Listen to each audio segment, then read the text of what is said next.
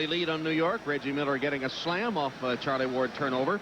When these teams met in the '94 playoffs, the series was tied at 2 games when Reggie Miller scored 25 fourth-quarter points to lead Indiana to a Game 5 victory here in New York. But the Knicks won Game 6 at Indiana, then Game 7 back at the Garden to advance to the NBA Finals against Houston. Tom, he wasn't calling out Latrell Sprewell there, was he? Cruel, Bill. Well, it must have been Spike Lee he was coming after that day. Now, Reggie has had some tremendous ball games here. That layup and that cheap one might get him started. Houston had some pretty good defense going against them prior to that effort. Beautiful back cut. Charlie Ward with a pass. Sprewell to finish. New York's first field goal. If you're Chris Mullin, you can never get backdoor. You got to keep a hand on the hip, make him receive, stepping away. You're giving up too much athletically anyway. Jackson for 3. Mark Jackson nails a 3. Good ball movement. Mullin the pass. Jackson's first bucket. The Indiana lead is 7. You know what I've noticed about these Knicks? They don't like to play unless they're behind. So they got to dig themselves in a hole here, let the Pacers get going, and then try to figure out a way to rally. But the crowd is so ready. But they have to sit down because the Knicks are doing nothing. Ward with a dish, but no finish. He got it back, Charlie Ward did. Here's Sprewell. Sprewell's not a three-point shooter. His perimeter jumper's not really going down. The Knicks need him to get to the hoop and consequently the free throw line. Before Game 5, both Sprewell and Houston were shooting in the low 30% range from the floor. They both shot above 40 in Game 5. Here's a traveling call by Rick Smits. Well, let's remember this about Latrell Sprewell. He's streaky. You don't know what shot, you don't know what move is going to get him going. It could be a three-point shot. It could be the worst shot he takes of the evening, and suddenly he explodes. So you can't exactly categorize what Sprewell is or what he's going to do. But the Knicks are walking, Steve. That's not their game. Johnson for 3. Mullin has the ball and gives it up to Mark Jackson. Both teams have forgotten what got them victories in control of the game. Ball movement, player movement, one shot and one pass and a shot won't get it done for either team. Larry Johnson.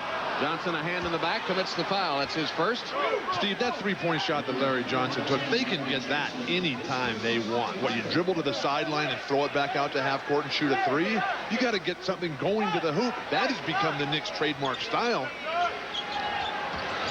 That's the advantage they have over Indiana, is that speed and quickness.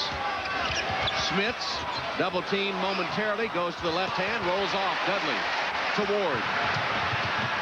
Smits has a better offensive mentality than the two. He told me his feet are feeling a lot better, too. Ward to Dudley, rejected by Dale Davis. Davis sent it right back in his face. Jackson. Terrific closeout, Allen Houston. Now Dale Davis, low post. Kicks it back outside to Jackson, 8 to shoot. Mullin.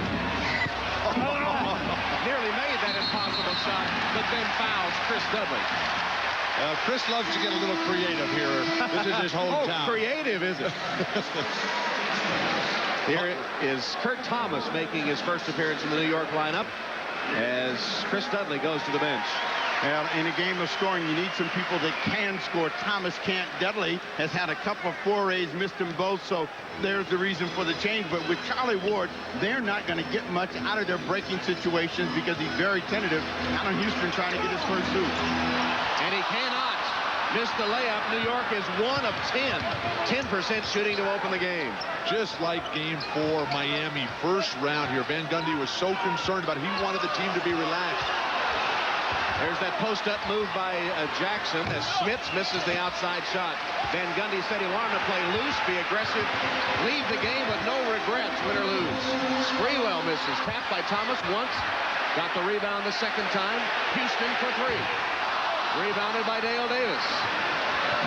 They cannot buy one. Under 10% shooting. What have the Knicks been thinking about for the last 48 hours? Your whole concentration has to be make shots. Camby up off the bench. The crowd comes alive. Here's Sprewell off the break. Lost it out of bounds. An unforced error. They had the break going, and Sprewell fumbled the pass away as the Energizer, Marcus Camby, tries to turn New York around. They were plus 20 when he was in the game in Indianapolis Wednesday night, down 13 when he was on the bench. Chris Childs is also in as Charlie Ward sits down. Tom, this crowd is so ready for blood. They're cheering guys who are taking their shirts, their jackets off. You mean in the crowd or coming into the game? Both. This is not the Gladiators. I want to remind you this. That's not true, Steve. Miller with a miss. Sprewell to Childs. Thomas wide open and then waited too long, and Smith was able to intimidate him. So he goes outside and misses badly. Well, this is You've got to be kidding me. Logic that you've seen. He had a 5-footer and backed up to take a 17-footer. Kurt Thomas is a good player, but he's not Larry Bird. New York is completely flat to open this game, reminiscent of game, what was it, 4 against Miami opening round series. Mark Jackson nails a shot, his 5th point. The Knicks have hit one of their first 14 shots. That's 7% shooting. Well, the best thing is they're only down 9, but they've got them right where they want them now, and they'll start going to work. Allen Houston takes it to the rim. Maybe that'll get them started. Instead of settling for the jump shot, taking it to the hoop. You know, they told us 1,000 times through the course of this season and the playoffs, they're a team that needs to play in desperation. And when they're desperate, they play better. Thomas from Sprewell. Camby hits Sprewell. Thomas going to the rim for the finish. 2 straight buckets by the Knicks. And Larry Bird calls for a timeout. But see, that timeout allows this crowd to go wild and get back into it when Bird had him down. Maybe too early on that timeout. Chris Mullin thought that he got fouled, but this one is going to be a lame duck, and it falls right in the hands of the New York Knicks, and then they're out in a streak, and when they're playing with this kind of open floor, they're a dangerous basketball team.